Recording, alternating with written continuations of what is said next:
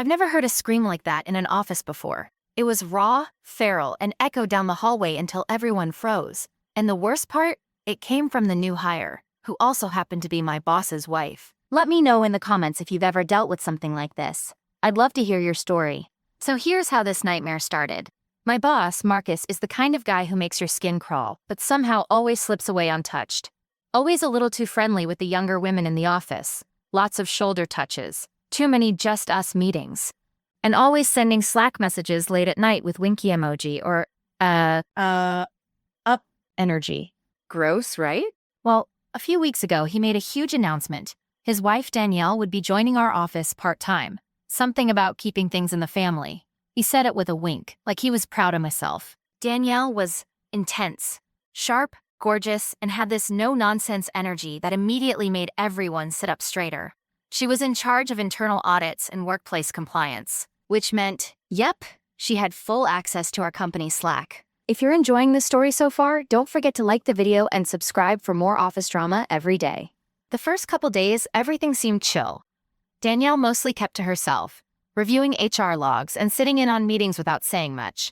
But then one morning, I noticed her hovering by the coffee machine, scrolling furiously on her phone, face stone cold. When she looked up and saw Marcus walking down the hallway, her nostrils flared like she had just smelled something rotten. Something had changed. Later that day, I saw her open her laptop during lunch, and I swear I saw the Slack logo reflected in her glasses. Here's where it got juicy. Marcus had this habit of using a private Slack channel called Biz Dev Chat. Technically, it was just for internal team brainstorming, but everyone knew that's where he'd flirt with our newest hires. He thought he was being slick. Danielle? She found it, and she didn't just read the messages, she screen recorded them. But instead of confronting him right away, she played the long game, and I had no idea I was about to get dragged into it. See, Marcus had been flirting with my work best friend Kayla for weeks, calling her his sunshine, complimenting her outfits, even asking if she wanted to grab a drink to brainstorm outside of work hours. Kayla always brushed him off, but he didn't stop. And one of those messages, he said, "Don't worry, Danielle never checks Slack. She's clueless." Guess who was very much not clueless? Danielle came to my desk one morning, cool as ice, and said, "Do you mind if I shadow you in the next team meeting? I want to observe Marcus's communication style." That's when I knew something was up. The next day was our weekly department check-in.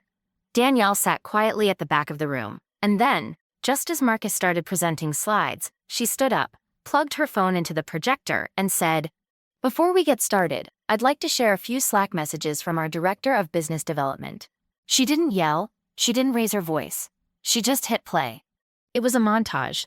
Messages to multiple women, gross pet names, inappropriate emojis, and that one line that made the whole room collectively gasp. "You're the only reason I come to work anymore. Don't tell HR, LOL." Then came the scream. From the conference room speaker, the Slack voice note. Marcus drunkenly slurring. "If Danielle found out, I'd just deny it. She's too dumb to find this stuff." That's when Danielle screamed. And that's when all hell broke loose. Marcus lunged for the phone.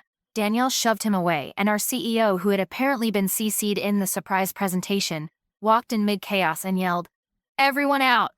Now, I don't know what was said in that room afterward, but when Marcus walked out an hour later, his face was as pale as the printer paper he was holding. A termination letter. Danielle didn't say a word. She just grabbed her purse and walked out right behind him. But here's the kicker. The following Monday, Danielle came back. "I'm the interim director now," she said, completely calm. "Let's get started." You could have heard a pin drop. Now, Danielle's running the department like a machine. She fired 2 other managers who were close with Marcus, rewrote the HR policy handbook, and even introduced an anonymous Slack audit tool that scans for inappropriate keywords. Nobody flirts on Slack anymore. Nobody even jokes. And as for Marcus, I heard he's trying to launch a startup, but nobody will fund him because word about his Slack messages got out in the industry. Funny how that works. You can hear more stories like this on the Office Drama Daily YouTube channel.